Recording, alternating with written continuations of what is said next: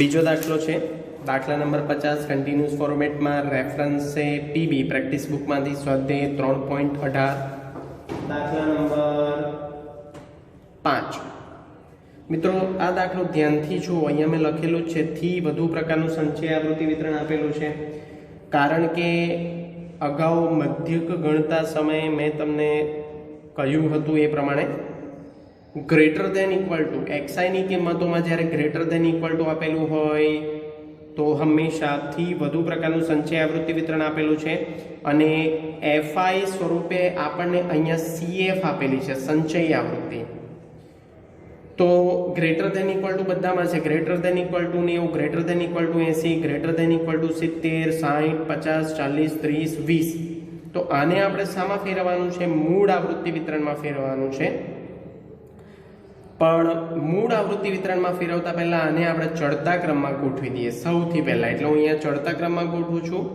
તો અહીંયા લખીએ નીચેથી ઉપર આપણે લખીશું greater than equal to 20 greater than equal to 30 greater than equal to 40 greater than equal to 50 greater than equal to 60 greater than equal to 70 greater than equal to 80 અને greater than equal to 90.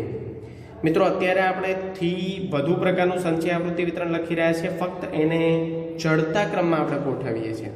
તો અહીંયા હું લખું છું ચડતા ક્રમમાં, બરાબર, ચડતા ક્રમમાં ગોઠવીએ છીએ. અગેન એ આપણે કોલમ જવાબ સ્વરૂપે તૈયાર કરતા નથી, અહીંયા ફક્ત આપણે ચડતા ક્રમમાં ગોઠવીએ છીએ. તો સંચય આવૃત્તિ જેવી છે એવી ને એવી જ લખી દઈશું, પણ નીચેથી ઉપર લખીશું. તો સંચય આવૃત્તિ લખીએ આપણે 160 138 100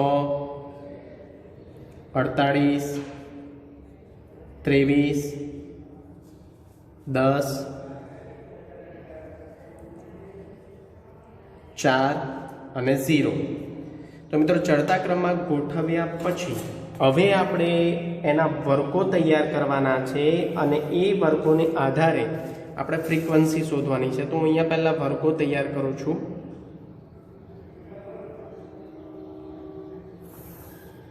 પછી અહીંયા આપણે એની ફ્રીક્વન્સી શોધીશું. તો અહીંયા લખી દઈએ વર્ગોનો જે એકમ છે ગુણાંક. અહીંયા હું લખું છું વર્ગોમાં, એને આપણે ફેરવીએ છીએ.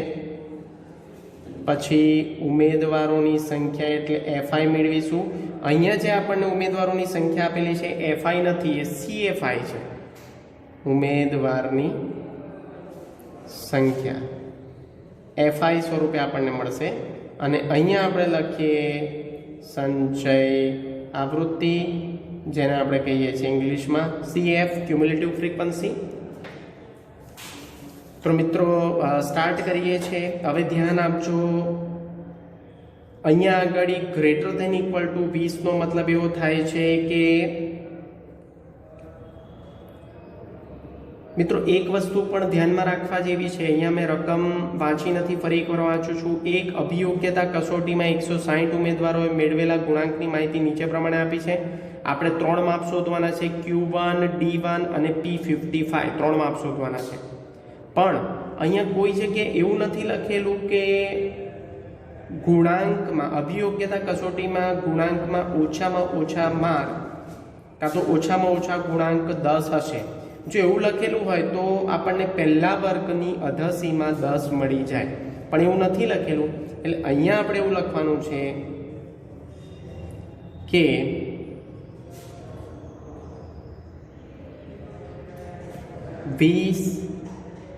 થી ઓછા, બરાબર છે. તો 20 થી ઓછા એવું એટલા માટે લખવાનું છે જ્યારે આવું 20 થી ઓછા, ને અહીંયા આપણે લખીશું 90 થી વધુ. Sorry, greater than equal to છે અહીંયા, એટલે અહીંયા 20 થી ઓછા એવું નહીં લખીએ, આપણે 20 થી વધુ એવું લખીશું, કારણ કે ગ્રેટર ધેન ઇક્વલ ટુ છે. લેસ ધેન ઇક્વલ ટુ હોય તો આપણે ઓછા લખીએ, પણ અહીંયા લખાશે 20 થી વધુ. પછી અહીંયા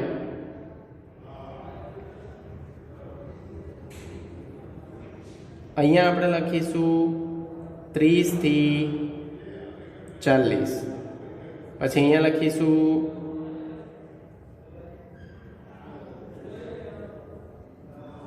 40 થી 50, 50 થી 60, 60 થી 70, 70 થી 80 અને અહીંયા લખીશું 80 થી 90 ની વચ્ચે, અને અહીંયા 90 થી વધુ, અહીંયા 20 થી વધુ. તો મિત્રો સૌથી પહેલા આની ફ્રીક્વન્સી શોધીએ તો ફ્રીક્વન્સી કેવી રીતે શોધીશું? 160 માઇનસ 138, તો એની ફ્રીક્વન્સી આપણને મળશે 160 માઇનસ 138, એટલે એની ફ્રીક્વન્સી આપણને મળી 22. પછી 138 માઇનસ 100, એટલે એની ફ્રીક્વન્સી આપણને મળશે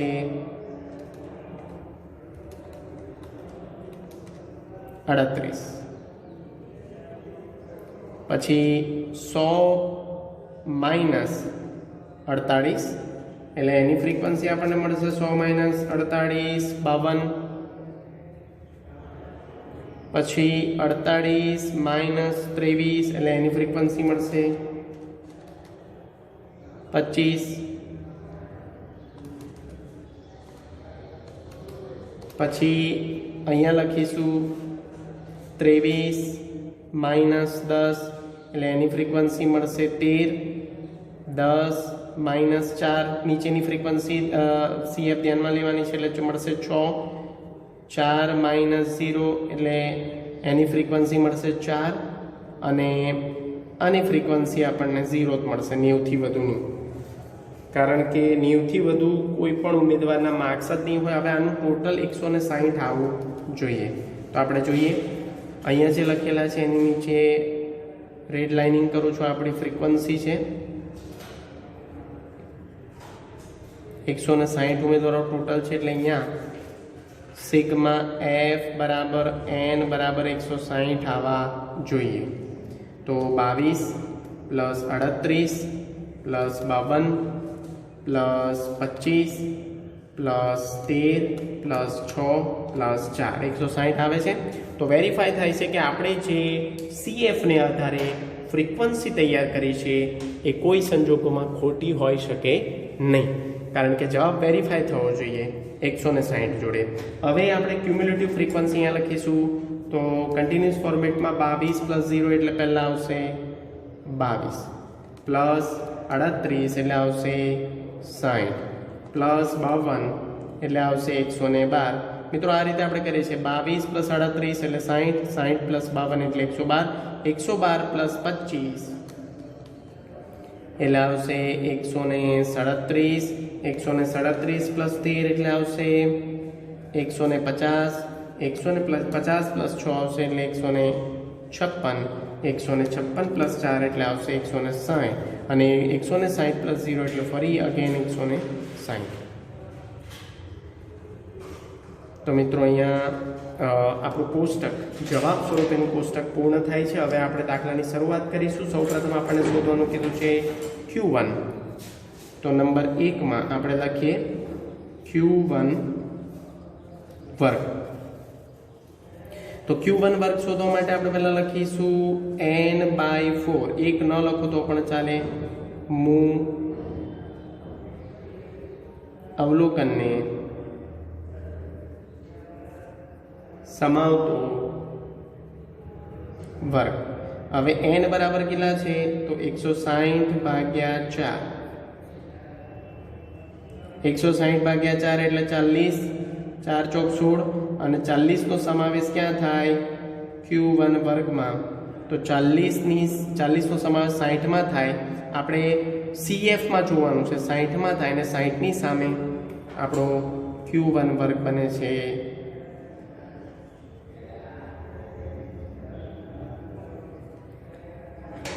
Q1 વર્ગ બને છે 30 થી 40. એટલે અહીંયા લખીશું 30 થી 40. બરાબર. આ નિવારક સતત આવૃત્તિ વિતરણ આપ્યું છે. અહીંયા નિવારક વર્ગની જ રચના થાય છે, તમે જોઈ રહ્યા છો. તો 30 થી 40 માં કિંમતો આપણે બધી લખી દઈએ. L બરાબર 30 ડાયરેક્ટ લખવાનું છે કારણ કે અહીંયા નિવારક વર્ગ આપ્યા છે. પછી CF હંમેશા કઈ લેવાય? ઉપરની, એટલે 60 ની ઉપરની CF છે 22. પછી ફ્રીક્વન્સી એની સામેની Q1 વર્ગની સામેની ફ્રીક્વન્સી જે આપણે શોધી છે 38 રેડ લાઇનથી માર્ક કર્યું છે. પછી વર્ગ લંબાઈ C બરાબર કેટલા થાય છે? તો 10 થાય છે. 40 - 30 એટલે 10. હવે આપણે દાખલો કરવાની શરૂઆત કરીશું. Q1 બરાબર L plus n/4 minus CF upon F into C. L બરાબર જે આપણે લીધા છે 30, n/4 જેનું કેલ્ક્યુલેશન આપણે કર્યું છે 40 માઇનસ CF કેટલા છે? તો અહીંયા લીધા છે 22. CF છેદમાં ફ્રીક્વન્સી 38 ગુણ્યા વર્ગ લંબાઈ 10. પાછળ કેલ્ક્યુલેશન જોઈએ.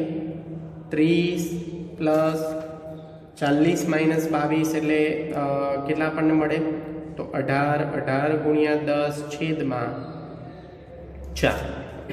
સોરી 38 આવે.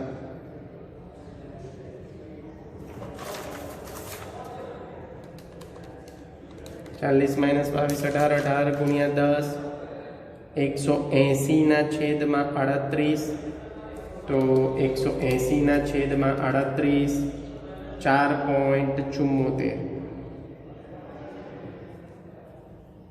પ્લસ 30 કરીએ તો 4.74 એટલે 34.74. અને એકમ આપણને શામાં આપ્યો છે? ગુણમાં. તો અહીંયા લખીશું ગુણાંક. આપણને શું મળ્યું? Q1. તો 34.74 આપણને ગુણાંક મળ્યો છે. મિત્રો એક અહીંયા ધ્યાન રાખવા જે બાબત છે, આ બધાની વર્ગ લંબાઈ સમાન છે. જો greater than equal to 20, greater than equal to 30, greater than equal to 40, greater than equal to, તો અહીંયા આ જે વર્ગ આપણો બને છે ને પહેલો વર્ગ, એ 20 થી વધુ એવું ના બને. પણ અહીંયા હું લખું છું ફરી એક વખત 20 થી 30. આ જરા સુધારી દેજો, કારણ કે અહીંયા 20 થી વધુ એટલે 20 થી 30 નો પહેલો વર્ગ આપણો 22 બને. કારણ કે 20 થી વધુ એવું અહીંયા ના લખાય, કાં તો 20 થી ઓછા લખાય, પણ 20 થી વધુ એટલે 20 થી 30 ની વચ્ચે છે. તો પહેલો વર્ગ આપણો જે બને એ 20 થી 30 નો બને. મારી ભૂલ થયેલી, 20 થી વધુ એવું ના લખાય, કારણ કે અહીંયા તો ઓછો શબ્દ વપરાય, વધુ તો હંમેશા નીચે લખાય. બરાબર? તો અહીંયા 20 થી 30 ની વચ્ચે પહેલો વર્ગ આપણો બને છે આ. એટલે આગળ જોઈએ આપણે. હવે આપણે શોધવાનું છે નંબર 2 માં D1. તો D1 ને આપણે ગુજરાતીમાં શું કહીએ છીએ? પ્રથમ દશાંશક. અને D1 માટે લખીશું 1 ગુણ્યા n ના છેદમાં 10 મૂ અવલોકનને સમાવતો વર્ગ. n બરાબર કેટલા છે અહીંયા? 160 છેદમાં 10. 1 ન કરો તો પણ ચાલે, એટલે આવશે 16 મૂ અવલોકનને સમાવતો વર્ગ. મિત્રો જો 16 નો સમાવેશ ક્યાં થાય? તો 22 ની અંદર, ને 22 ની સામે વર્ગ આપણો કયો મળ્યો? 20 થી 30 નો. મિત્રો આ જરા વ્યવસ્થિત લખજો. 20 થી 30 છે, 20 થી વધુ એ મારી ભૂલ હતી. 20 થી 30 વર્ગ મળે છે આપણને. તો અહીંયા હું લખું છું D1. આપણે આ વર્ગ માટે કેલ્ક્યુલેશન કર્યું છે D1 વર્ગ. તો D1 વર્ગ મળ્યા છે 20 થી 30. આ નિવારક જ છે એટલે આને ફેરવાની જરૂર નથી. L બરાબર અધસીમા બિંદુ 20 છે. CF. હવે મિત્રો ધ્યાન રાખજો, બહુ જ ધ્યાન રાખજો. એવી મેં તમને નોંધ લખાયેલી થિયરી ભણાવતી વખતે કે જ્યારે સૌથી પહેલો કોઈ પણ દાખલો ગણતી વખતે સૌથી પહેલો વર્ગ નક્કી થયો સતત આવૃત્તિ વિતરણમાં, તો એની ઉપરની CF કઈ? તો 0. એવું મેં તમને લખાયું છે નોંધમાં. ફ્રીક્વન્સી કઈ? તો ફ્રીક્વન્સી એની સામેની 22. પછી વર્ગ લંબાઈ તો સમાન છે એટલે 10 આવશે. અહીંયા આપણે ગણીએ D1 બરાબર L plus n/10 minus CF upon F into C. તો L બરાબર છે, અધર સીમા બિંદુ 20, n/10 છે, આપણે કેલ્ક્યુલેશન કરેલું છે એ પ્રમાણે 16, CF 0 છે, ફ્રીક્વન્સી 22. આ ભૂલ ના કરતા, CF ભૂલથી તમારે 22 નથી લેવાની, કારણ કે જે વર્ગ નક્કી થયો છે એની ઉપરની CF લેવાની છે. તો આ તો આપણો D1 વર્ગ નક્કી થયો છે, D1, તો એની ઉપરની CF બાય ડિફોલ્ટ 0 હોય. અને વર્ગ લંબાઈ છે 10, 20 પ્લસ 16 ગુણ્યા 0 એટલે 16 આવે, ગુણ્યા 16 માઇનસ 0 એટલે 16 આવે, 16 ગુણ્યા 10 એટલે 160 છેદમાં 22,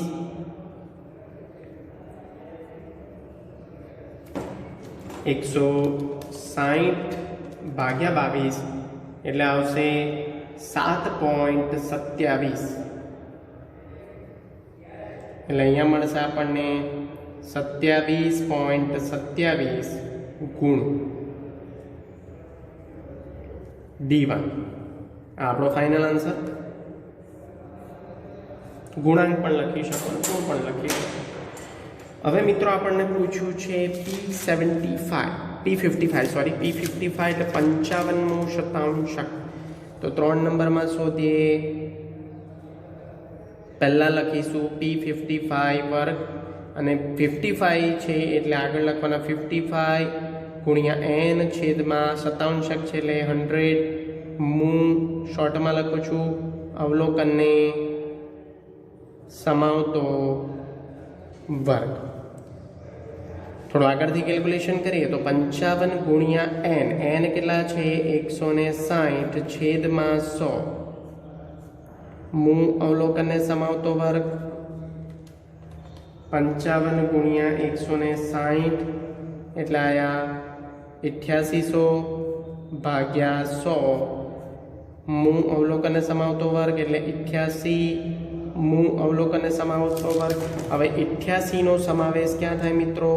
તો 112માં CFમાં જોવાનું છે આપણે. તો CFમાં 88 નો સમાવેશ 112માં થાય તો આ આપણો વર્ગ બનશે P55. અને એની બધી કિંમતો લખીએ આપણે. P55 વર્ગ એ આપણને મળશે 40 થી 50. 40 થી 50 એટલે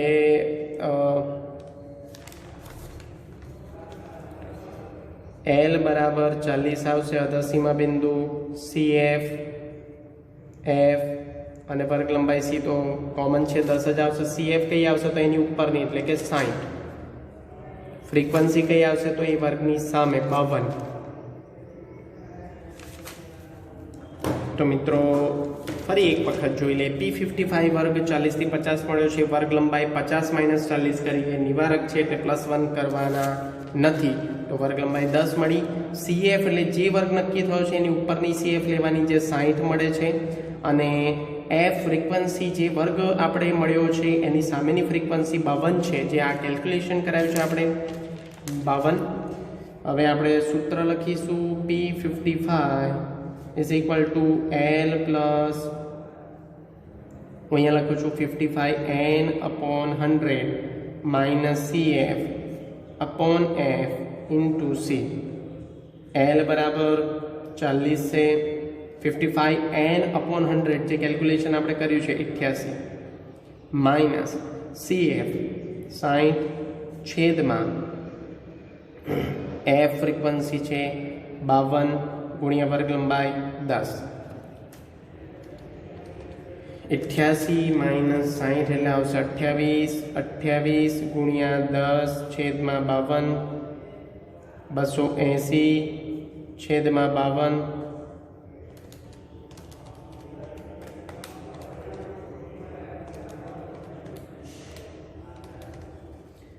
5.3846. તો અહીંયા લખીશું 5.38.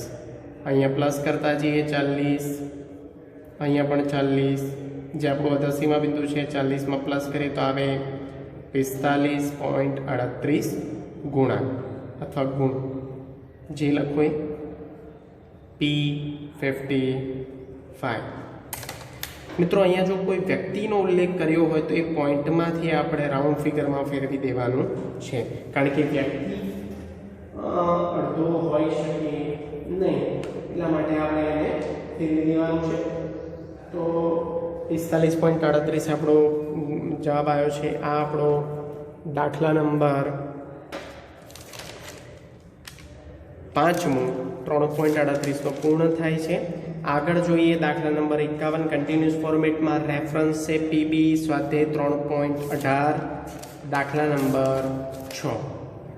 તો મિત્રો જો ધ્યાનથી જુઓ, અહીંયા શું કીધું છે, નીચેની માહિતી પરથી Q3, P15, P15 અને D6 ની કિંમતો મેળવો. પણ આ જો મિશ્ર પ્રકારનું આવૃત્તિ વિતરણ છે, 11, 12, 13, પછી 30 અને 31 થી 50. અહીંયા પણ કેવું આવૃત્તિ વિતરણ છે, મિશ્ર પ્રકારનું તો ખરું, પણ અહીંયા 14 થી 20 પછી 21 આવે છે, એટલે એ કયા પ્રકારનું આવૃત્તિ વિતરણ બને છે સતતમાં? અનિવાર્ય. તો મિત્રો ચડતા ક્રમમાં તો ગોઠવેલું જ છે. હવે આપણે ખાલી શું લખવાનું છે, અહીંયા સંચય આવૃત્તિ લખવાની છે, સિમ્પલ. તો સંચય આવૃત્તિ લખી દઈએ.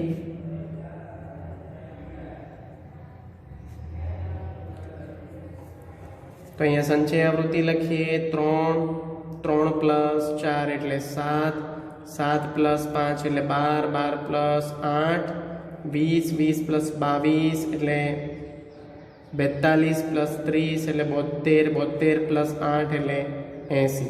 તો અહીંયા આપણને મળે છે સિગ્મા F = n = 80, જે અગત્યનું છે આપણી માટે.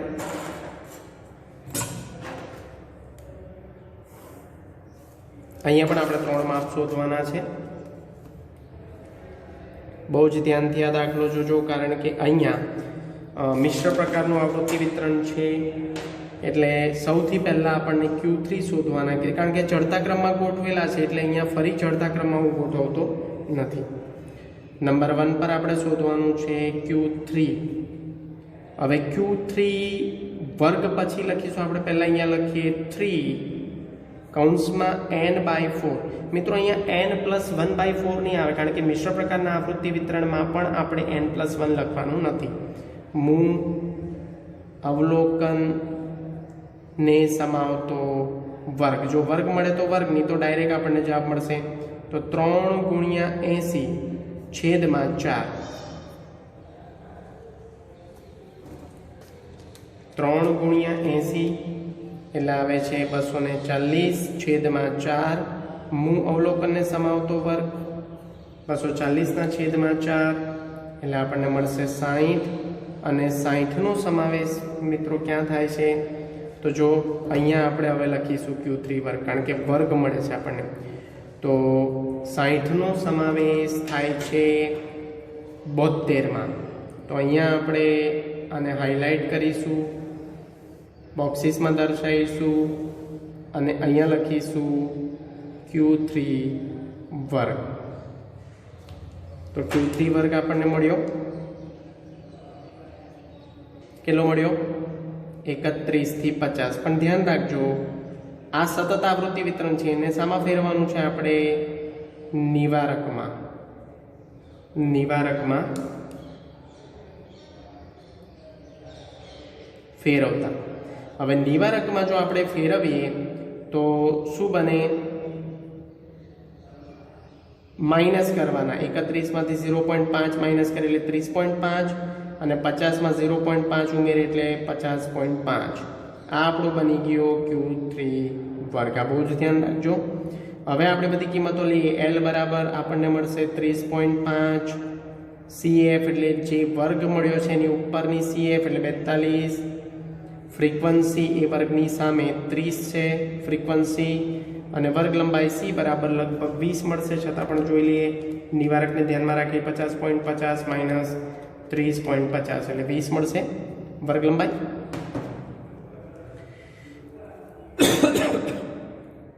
હવે દાખલાની શરૂઆત કરીએ છીએ. તો Q3 બરાબર L + 3n/4 minus CF upon F into C. L બરાબર આપણને મળ્યા છે 30.5, જે આપણે ઉપર બધી કિંમતો લખી છે. 3n/4ની પ્રક્રિયા આપણે કરી છે, એમાં 60 મળ્યા છે આપણને. CF છે 42 છેદમાં ફ્રીક્વન્સી 30 ગુણ્યા 20, 30.5.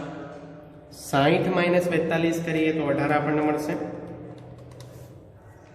18 ગુણ્યા 20 છેદમાં 30. પાછળ પ્રક્રિયા જોઈએ. 18 ગુણ્યા 20, પહેલાં તો આપણે લખીશું 30.5.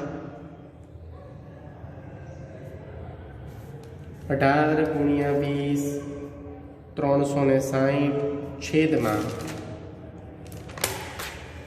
30, એટલે આપણને મળશે 120, સોરી 12. 30.5 પ્લસ 12 એટલે આપણને મળશે 42.5. આ આપણા આયા Q3નો આન્સર. અને આપણને એકમ શામાં આપ્યો છે? ચલમાં. તો આપણે કશું લખવાની જરૂર નથી, કારણ કે અહીંયા એકમ જણાવ્યો નથી, એટલે 42.5 આપણો જવાબ છે. Q3નો જવાબ 42.5. મિત્રો, હવે આપણે સેકન્ડ નંબર પર શોધવાનું છે P15, P15. તો P15 માટે પહેલાં P15 વર્ગ એવું લખીએ.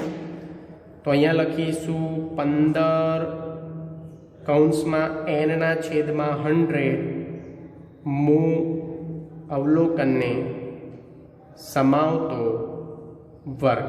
શોર્ટમાં હું લખું છું 15 n બરાબર આપણે જે સરવાળો કર્યો છે એ 80 છે. તો 15 ગુણ્યા 80 છેદમાં 100 મુ અવલોકનને સમાવતો વર્ગ.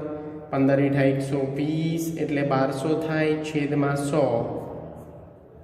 છતાંય જોઈ લઈએ 15 ગુણ્યા 80 એટલે 1200 છેદમાં 100 એટલે આવે 12. 12 મુ અવલોકનને સમાવતો વર્ગ. હવે 12નો સમાવેશ CFમાં જોવાનો, તો 12નો સમાવેશ ક્યાં થાય? 13માં. તો અહીંયા વર્ગ ચેકી નાખો હવે, કારણ કે આપણને વર્ગ નહીં મળે, ડાયરેક્ટ આન્સર મળશે. તો 12નો સમાવેશ જો મિત્રો, 12નો સમાવેશ ક્યાં થાય છે? અસતત આવૃત્તિ વિતરણ 13માં. તો આ આપણું બની ગયું. હવે આની કિંમતો નહીં લેવાની. જો સતત આવૃત્તિ વિતરણ એટલે અહીંયા વર્ગ આવતો હોત ને તો આપણે બે પ્રક્રિયામાં જવાબ શોધવો પડત, પણ અહીંયા વર્ગ નથી આવતો. આ અસતત આવૃત્તિ વિતરણ છે, એટલે અહીંયા ડાયરેક્ટ આપણે લખી દઈશું P15, વર્ગ નહીં લખીએ. તો P15નો જવાબ ડાયરેક્ટ આપણને મળશે P15 બરાબર કેટલા આવે છે? 13. આ આપણો ડાયરેક્ટ જવાબ થઈ ગયો. તો મિત્રો, મિશ્ર પ્રકારના આવૃત્તિ વિતરણમાં આ તમારે ખૂબ જ ધ્યાનમાં રાખવાનું છે. જો અસતત આવૃત્તિ વિતરણમાં મળે તો ડાયરેક્ટ આન્સર મળી જાય, ને અસતત આવૃત્તિ વિતરણ ના હોય, સતત આવૃત્તિ વિતરણ હોય તો બે પ્રક્રિયામાં જવાબ આપણને મળે. હવે આપણે શોધવાનો છે D6. તો નંબર 3માં આપણે શોધીશું D6 વર્ગ. તો અહીંયા લખીશું 6 કૌંસમાં n/10, કારણ કે આ દશાંશક છે. છઠ્ઠો દશાંશક આપણે શોધવાનો છે. મુ અવલોકનને સમાવતો વર્ગ. 6 ગુણ્યા કેટલા છે? 80 છેદમાં 100 મુ અવલોકનને સમાવતો વર્ગ. 6 × 48 480 ભાગ્યા 10 છે. સોરી મિત્રો, 100 નથી, ભૂલ ના કરતા, 10 છે, દશાંશક છે એટલે. તો અહીંયા મળશે આપણને 48 મુ અવલોકનને સમાવતો વર્ગ. 48નો સમાવેશ મિત્રો ક્યાં થાય? તો ફરી 48નો સમાવેશ 72માં થાય. ધ્યાનથી. તો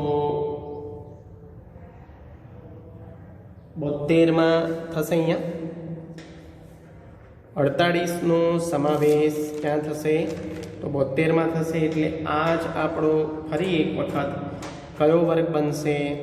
તો અહીંયા હું ફરી લખું છું D6 વર્ગ બનશે. પણ જવાબ સરખો નહીં આવે મિત્રો, જવાબ અલગ અલગ આવશે. જોઈએ ધ્યાનથી. પણ D6 વર્ગ અને Q3 વર્ગ સમાન બને છે. તો અહીંયા હું લખું છું D6 વર્ગ. 48નો સમાવેશ 72માં થાય છે, અને 72ની સામે 31 થી 50 એને નિવારકમાં ફેરવીએ. જે આગળ આપણે ફેરવ્યા છે 30.5 થી 50.5. 5 એની અલગ અલગ કિંમતો આપણે આગળ લીધી છે એટલે લઈ લઈએ. 30.5 એલ મળે છે. CF આપણને મળશે, અહીંયા લીધેલી જ છે આપણે, આ જ કિંમતો લાગુ પડશે. CF 42, ફ્રીક્વન્સી 30 અને વર્ગ લંબાઈ C બરાબર 20. હવે આપણે લખીએ સૂત્ર. તો D6 બરાબર L plus 6N upon 10 minus CF upon F into C. L બરાબર 30.5, 6N અપોન 10 જે આપણને મળ્યા છે 48, CF 42, ફ્રીક્વન્સી 30 અને વર્ગ લંબાઈ 20. 48 માઇનસ 42 એટલે 6 ગુણ્યા 20 છેદમાં 30. 6 ગુણ્યા 20 એટલે 120 છેદમાં 30 એટલે આવશે 4. 30.5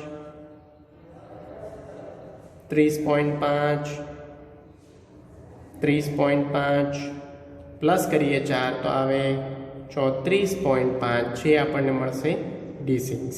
તો મિત્રો છઠ્ઠો દશાંશક આપણને મળી ગયો છે અહીંયા 34.5. તો અહીંયા આપણો ત્રીજો દાખલો, સતત આવૃત્તિ વિતરણમાં ત્રીજો દાખલો આપણો પૂર્ણ થાય છે. 34.5 પાછળ એકમ લખતો નથી કારણ કે અહીંયા ચલ આપેલા છે. તો મિત્રો છેલ્લો દાખલો, સતત આવૃત્તિ વિતરણનો છેલ્લો અને ખૂબ જ અગત્યનો દાખલો છે જે આપણે જોવાનો છે. બહુ જ ધ્યાનથી સમજજો આ દાખલાને, કારણ કે આ દાખલામાં હું થોડી પ્રક્રિયા તમને લાંબી કરીને બતાવીશ. એટલે આ સેશન આપણો થોડો લાંબો ચાલશે, પણ અહીંયા આપણે સતત આવૃત્તિ વિતરણ પૂર્ણ કરીશું. તો જોઈએ છેલ્લો દાખલો સતત આવૃત્તિ વિતરણનો. કેટલીક કંપનીઓએ વર્ષ 2012-13માં ચૂકવેલ ડિવિડન્ડની નીચેની માહિતી પરથી Q1, D8 અને P40 ના મૂલ્યો મેળવો.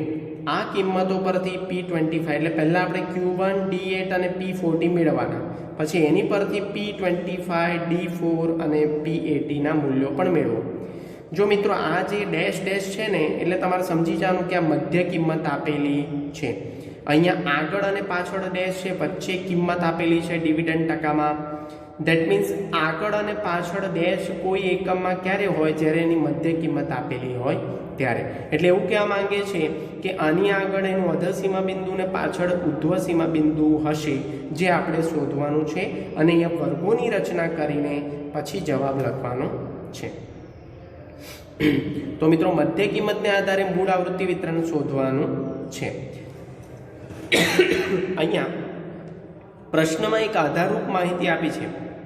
ઓછામાં ઓછું 6% ડિવિડન્ડ છે, એટલે કંપની 6%થી ઓછું ડિવિડન્ડ ચૂકવતી નથી. એટલે આપણને પ્રથમ વર્ગની અધસીમા અહીંયા આપી દીધેલી છે 6. ધ્યાન રાખજો, પ્રથમ વર્ગની અધસીમા આપી દીધેલી છે. ઓછામાં ઓછું 6% ડિવિડન્ડ એટલે પ્રથમ વર્ગની અધસીમા બની જાય.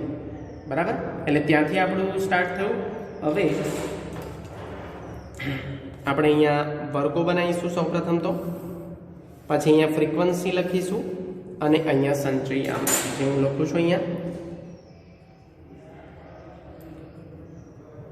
ડિવિડન્ડ ટકામાં. પછી અહીંયા લખીશું કંપનીઓની સંખ્યા, જે તો આપણને આપેલી જ છે FI સ્વરૂપે. અને અહીંયા લખીશું સંચય આવૃત્તિ. તો મિત્રો સ્ટાર્ટ કરીએ છીએ. સૌથી પહેલાં આ મધ્ય કિંમતને આધારે આપણે મૂળ આવૃત્તિ વિતરણ એટલે કે દરેક વર્ગની અધસીમા અને ઉધ્વસીમા બંને શોધવી પડશે. પણ મિત્રો એટલું યાદ રાખજો કે જ્યારે મધ્ય કિંમતવાળો દાખલો હોય તો હંમેશા હું અહીંયા લખું છું નોંધ સ્વરૂપે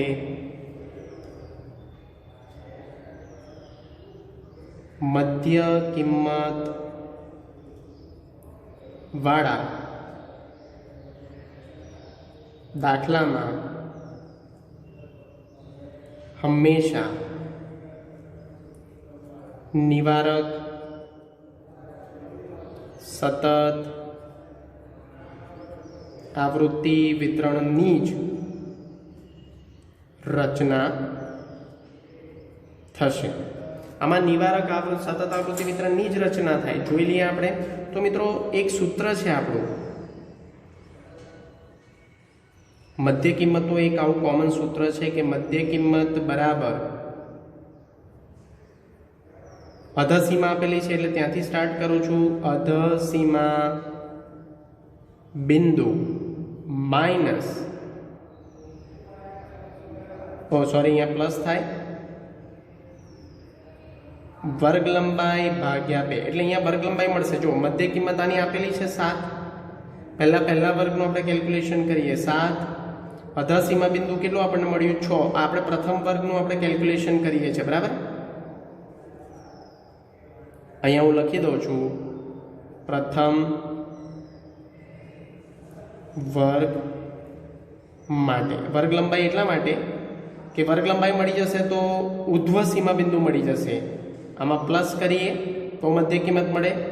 વર્ગ લંબાઈ એને આપણે સી કહીએ છીએ ભાગ્યા 2, બરાબર છે. તો મિત્રો આ 6 આ બાજુ લઈ જઈએ તો અહીંયા શું બને 7 - 6 બરાબર સી ના છેદમાં 2. હવે 7 - 6 એટલે અહીંયા બને 1 બરાબર સી ના છેદમાં 2. સી એટલે વર્ગ લંબાઈ છે. આ 2 આ બાજુ લાવીએ તો 2 × 1 બરાબર સી એટલે વર્ગ લંબાઈ કેટલી છે અહીંયા પહેલા વર્ગમાં 2, બરાબર. તો અહીંયા લખીએ કે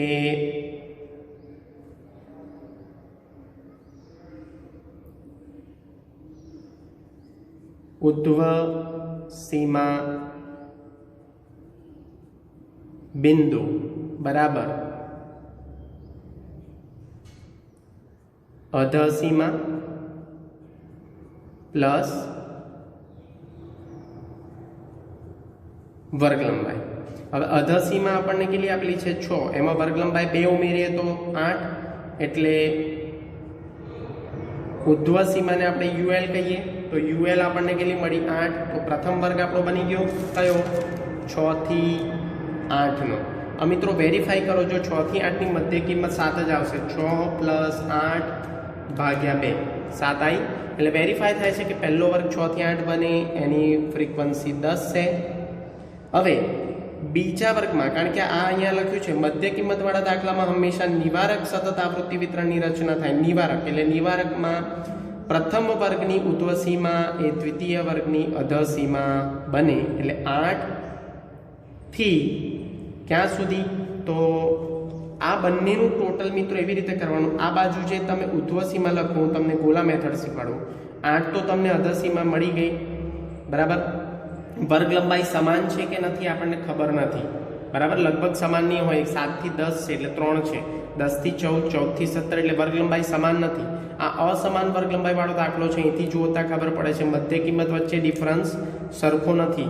7 થી પછી 10 છે, 10 થી 14, 14 થી 17, 17 થી 20 એટલા માટે. તો 8 પછી 10 લાવવા માટે શું કરવાનું? 10 × 2 કરવાના તો 20 થયા. એટલે આ બંનેનો જે સરવાળો આવે 20 થવો જોઈએ. તો 8 તો છે, તો 20 ક્યારે આવે? જ્યારે તમે અહીંયા 12 મૂકો તો. આ ગોલા મેથડ ફરી એક વખત કહું છું. 8 તો તમે ઉપરથી નીચે ઉતાર્યા, નિવારક સતત આવૃત્તિ વિતરણની રચના થાય છે એટલે.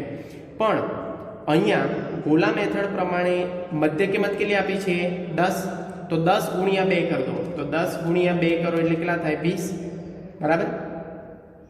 હવે આ બંનેનો સરવાળો 20 થવો જોઈએ. તો અહીંયા 8 તો મળ્યા આપણને, તો 20 લાવવા માટે કેટલા ખૂટે 12, એટલે 8 + 12 ભાગ્યા 2 એટલે 10 વર્ગ લંબાઈ આવે એટલે 8 થી 12. તો આનું ફ્રીક્વન્સી 20. ફરી આ 12 નીચે મૂકી દઈએ. હવે 14 લાવવા માટે ટોટલ કેટલું થવું જોઈએ? તો 14 × 2 28. હવે 28 માંથી 12 માઇનસ કરીએ તો કેટલા આવે 16. તો 16 આપણી થઈ ગઈ ઉધ્વ સીમા બિંદુ, બરાબર.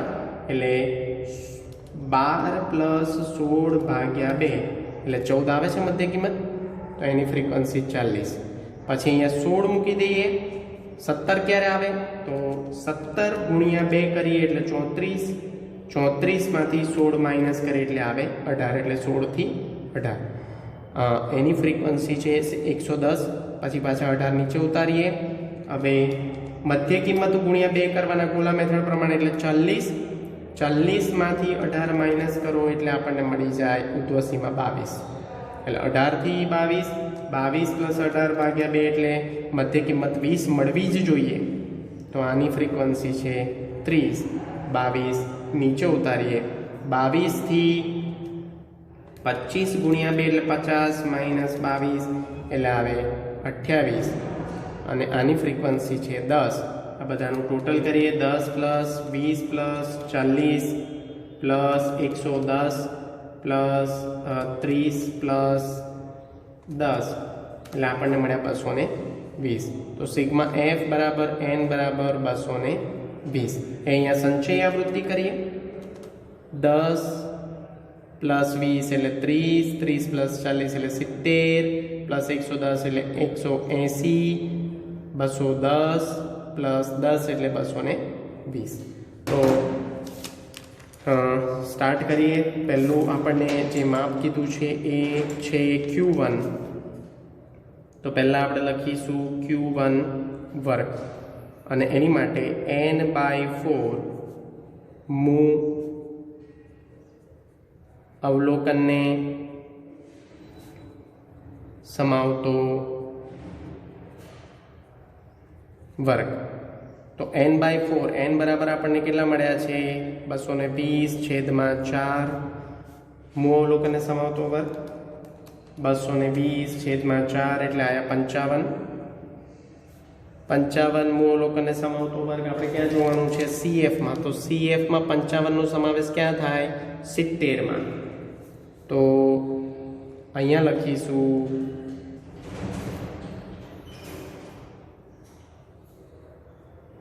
Q1 બરાબર.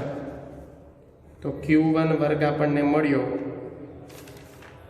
12 થી 16. બધી કિંમતો નક્કી કરીએ. L બરાબર 12 મળે છે, નિવારક છે, એટલે CF એટલે એ વર્ગની ઉપરની CF એટલે 30 આવે. ફ્રીક્વન્સી એની સામેની એટલે 40 આવે. અને વર્ગ લંબાઈ C બરાબર, ધ્યાન રાખજો મિત્રો, નિવારક છે એટલે 16 માઇનસ 12 કરવાના છે, +1 કરવાના નથી એટલે 4. +1 ના કરતા, કારણ કે આ નિવારક છે. 16 માઇનસ 12 આટલું જ કરવાનું. અનિવારક હોય તો જ +1 કરવાના. અહીંયા આપણે લખીશું Q1 બરાબર L plus n/4 minus CF into F into C. L બરાબર 12 છે, n/4 આપણે પ્રક્રિયા કરી છે 55, CF છે 30, ફ્રીક્વન્સી છે 40 ગુણ્યા 4, 12, 25, 55 માઇનસ 30 એટલે 4 ભાગ્યા 40,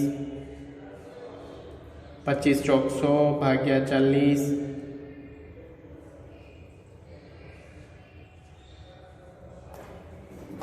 12 પ્લસ 100 ભાગ્યા 40 કરીએ એટલે 2.5 આપણને મળશે. તો 2.5. તો મિત્રો અહીંયા લખીએ Q1 બરાબર 2.5 પ્લસ 12 એટલે 14.5. અને અહીંયા એકમ આપણને જો આપ્યો હોય, ટકામાં આપ્યો છે, તો અહીંયા લખીએ ટકા. એકમ ખાસ ધ્યાનથી લખવાનું છે તમારે. Q1 બરાબર 14.5 ટકા. હવે આપણે મિત્રો બીજું માપ શોધવાનું છે, જે આપણને આપ્યું છે D8 એટલે 8મો દશાંશક નંબર 2માં. D8 વર્ગ આપણે લખીએ. અહીંયા હું ગુજરાતી લખતો નથી. 8મો દશાંશક ભાગ્યા 10 કરવાના છે. 8n/10 મૂ અવલોકનને સમાવતો વર્ગ. 8 ગુણ્યા n બરાબર છે આપણી પાસે 220/10 મૂ અવલોકનને સમાવતો વર્ગ. ફરી એક વખત જોઈ લઈએ. 220 n બરાબર 8 ગુણ્યા 220 એટલે આવે 1760/10 મૂ અવલોકનને સમાવતો વર્ગ એટલે આવશે 176 મૂળ અવલોકનને સમાવતો વર્ગ। હવે 176નો સમાવેશ CFમાં ક્યાં થાય? તો 180માં। તો આ આપણો બને છે D8 વર્ગ। તો મિત્રો અહીંયા લખીશું D8 વર્ગ બરાબર કયો આવે છે આપણો D8 વર્ગ? 16 થી 18। એની કિંમતો નક્કી કરી દઈએ। તો L બરાબર નિવારક છે એટલે ડાયરેક્ટ 16 લઈ લેવાના। એની ઉપરની CF એટલે 70, એની સામેની ફ્રીક્વન્સી એટલે 110 અને વર્ગ લંબાઈ C બરાબર 18 - 16 એટલે 2, +1 કરવાના નથી। તો દાખલાની શરૂઆત કરીએ। D8 બરાબર L plus 8n/10 minus CF upon F into C। L બરાબર જે આપણે શોધ્યા છે 16, 8n/10 જે આપણને મળે છે 176 માઇનસ CF 70 CF છે છેદમાં 110 ફ્રીક્વન્સી ગુણ્યા વર્ગ લંબાઈ 2, 16 પ્લસ 176 માઇનસ 70 જે મળે છે 106 ગુણ્યા 2 છેદમાં 110, 212 છેદમાં 110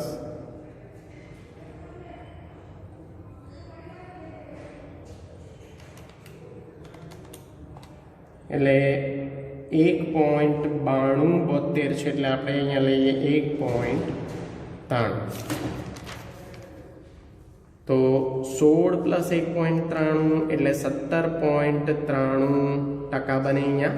એ આપણને આન્સર મળે છે D8 નો 17.93।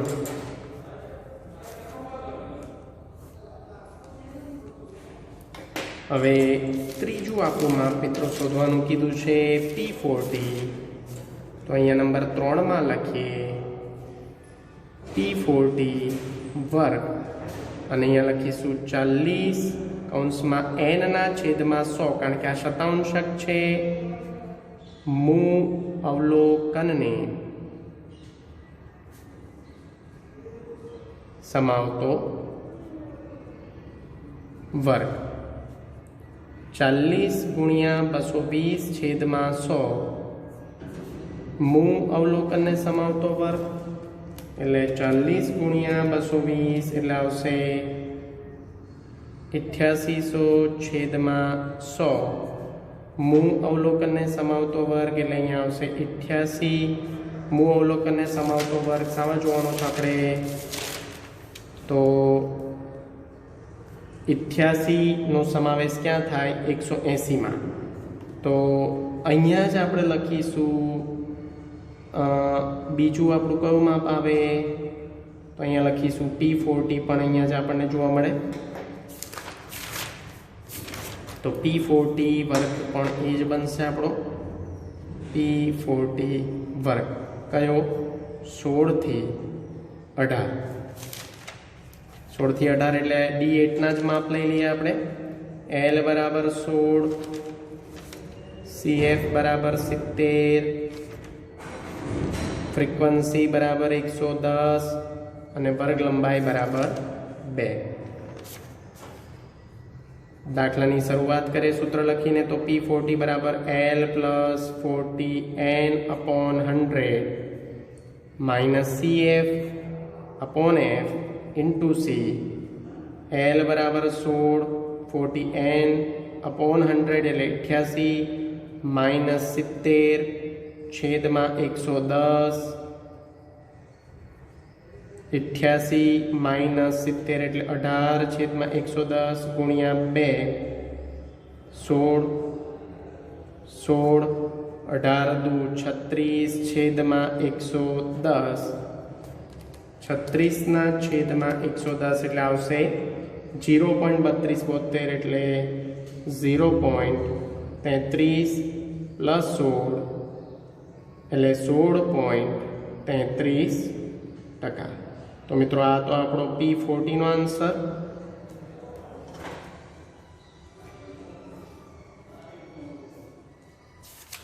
હવે ધ્યાન રાખજો મિત્રો, આના પરથી આપણને શું કીધું, P25 D4 અને P80 શોધ. તો અહીંયા લખું છું P25 બરાબર Q1 બને છે, તેથી P25 માં કયો આન્સર લખવાનો, જે Q1 નો આન્સર આવ્યો એ જ આપણે લખવાનો છે બેઠો. તો Q1 નો આન્સર કયો આવ્યો છે, 14.5%.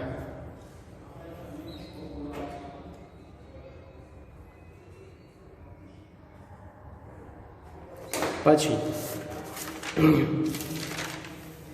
D4 નો આન્સર કયો આવે, તો D4 is equal to P40 બને છે, જે P40 આપણે શોધ્યા છે, તેથી D4 P40 આપણે શોધ્યા છે, તો P40 નો આન્સર કયો આવે, 16.33%. તો એ જ આન્સર D4 નો આવે ટકા.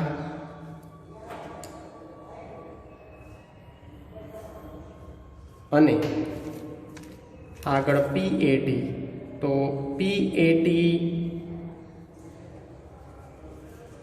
અહીંયા આપણે મિત્રો D8 શોધ્યા છે, તો P80 નો જે આન્સર આવે એ જ D બને છે, તેથી P80 શોધવાની જરૂર નથી. D8 નો જે આન્સર તમે શોધ્યો છે, D8 નો આન્સર 17.93, એ જ P80 નો બને 17.93%.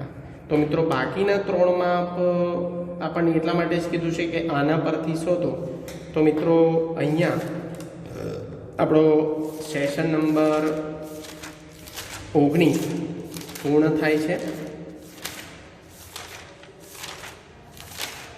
સેશન નંબર 20 આપણો પૂર્ણ થાય છે. મિત્રો સ્ટે હોમ, સ્ટે સેફ. આગળ આપણે આને સંલગ્ન હોમવર્કના દાખલા તમને પ્રેક્ટિસ બુકના અને ટેક્સ્ટ બુકના આપીશ. Thank you so much.